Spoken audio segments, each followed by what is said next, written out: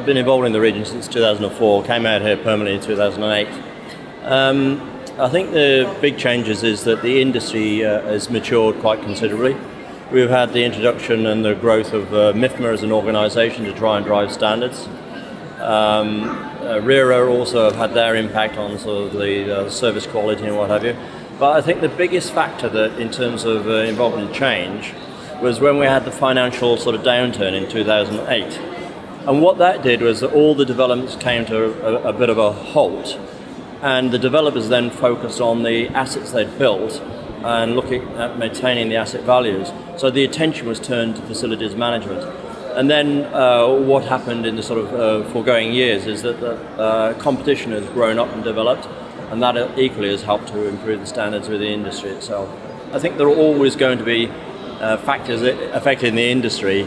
You could look at the oil price, you could look at politics within the region and what have you, but probably the most fundamental one that's coming up is VAT, and how the industry is going to adapt, how they know that's going to work.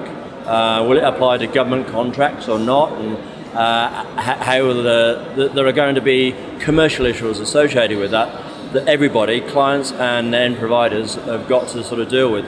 I don't think it's going to be easy. There's going to be a learning curve, and hopefully it becomes an easy ride for some people. It'll be a hard ride for others. Automation comes about in a number of ways. In terms of service provision, there are probably limited aspects that automation can have its impact. Probably the biggest service would be cleaning, where you can look at the actual introduction of automated processes and machinery that can take away the human space or the human involvement.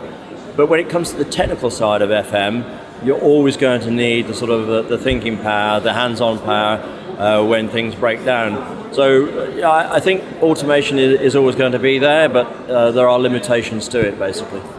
Sadly, in the FM industry, we only get complaints most of the time, and it's rare to get the compliments.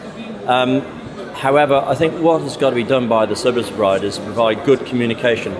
When something does go wrong, keep people informed about what's going to happen, the process of resolution, all the way through to completion of whatever the problem is.